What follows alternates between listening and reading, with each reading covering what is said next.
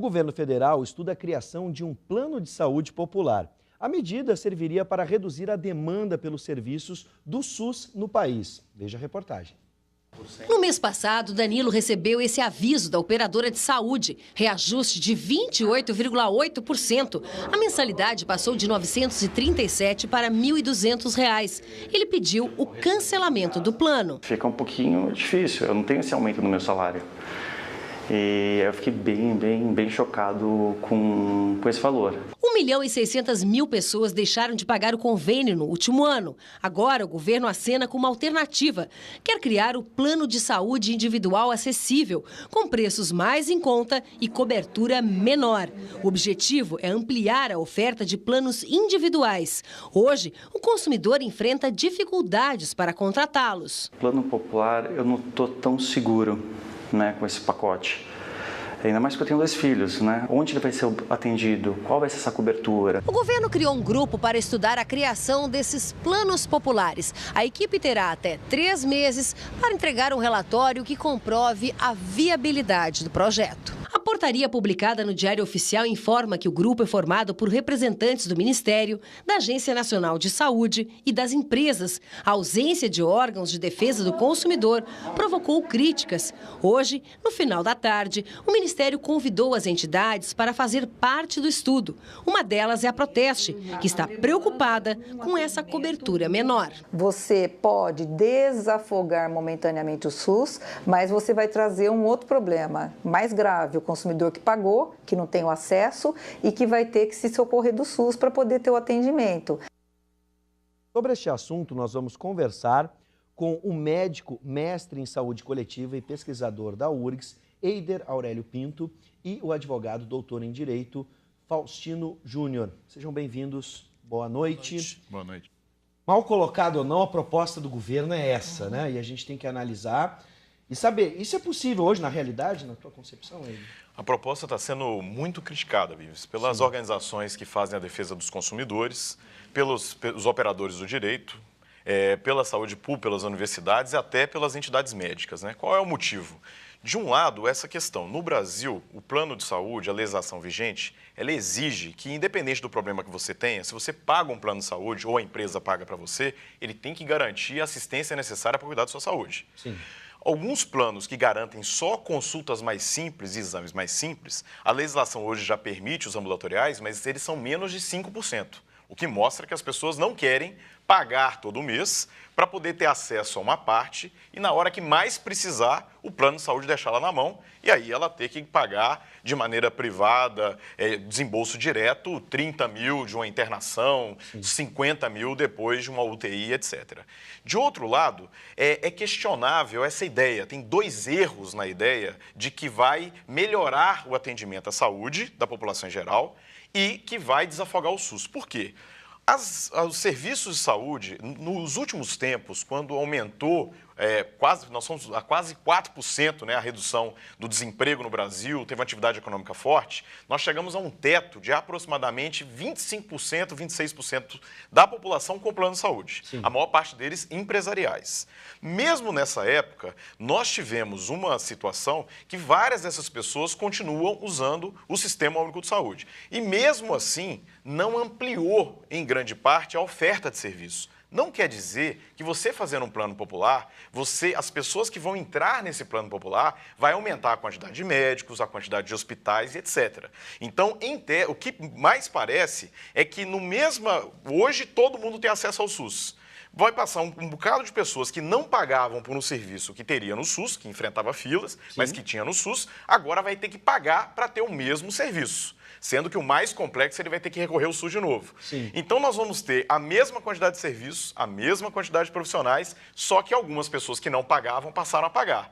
E essa pessoa, quando ela tiver que fazer um procedimento mais grave, ela vai ter que recorrer ao SUS de novo.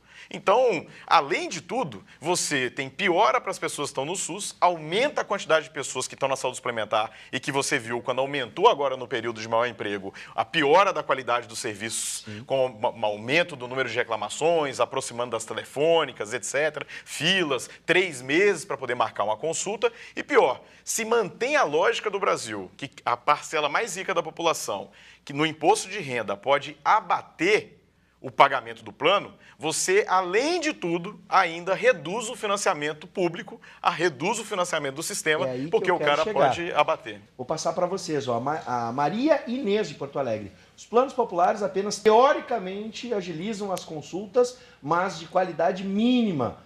Mas para a sequência de um tratamento maior ou com exames mais complexos, os usuários vão acabar migrando de qualquer forma para o SUS. E aí, Eider, eu incluo nessa perspectiva, se desobriga o governo a fazer investimento no SUS, por exemplo, poderia, ou na saúde pública, ou dá para a gente imaginar que é uma terceirização do serviço de saúde? Bom comentário do seu e boa pergunta dela, né? Vamos analisar para cada um deles. Para o usuário do plano de saúde, o usuário que já consegue pagar um plano de saúde integral hoje, ele não vai trocar para um plano de saúde popular que pode deixá-lo na mão na hora que ele mais precisa.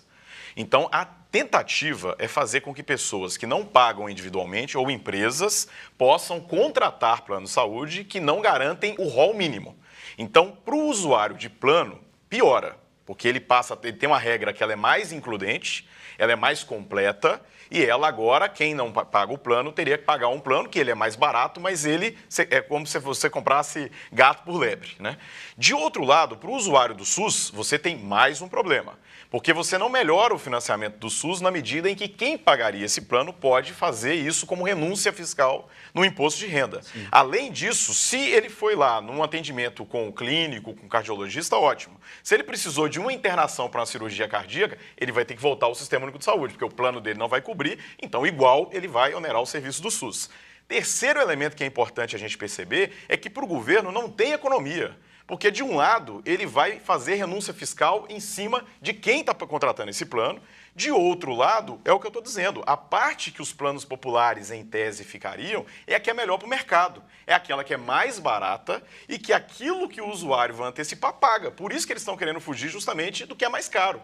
Sim. Então, a ideia do plano é você pagar um valor e o plano ter que garantir você no caso de câncer, numa cirurgia grave, etc. Porque se ele tira o que é mais grave, ele só tem a lucrar. Então, a proposta não é boa para o governo, não é boa para o usuário do SUS, não é boa para quem tem plano de saúde, ela só é boa para as empresas que vão segmentar um plano para poder receber dinheiro do consumidor e vender aquilo que é mais barato e que dá lucro para ela. Agora, dando um foco na classe, né, nos médicos.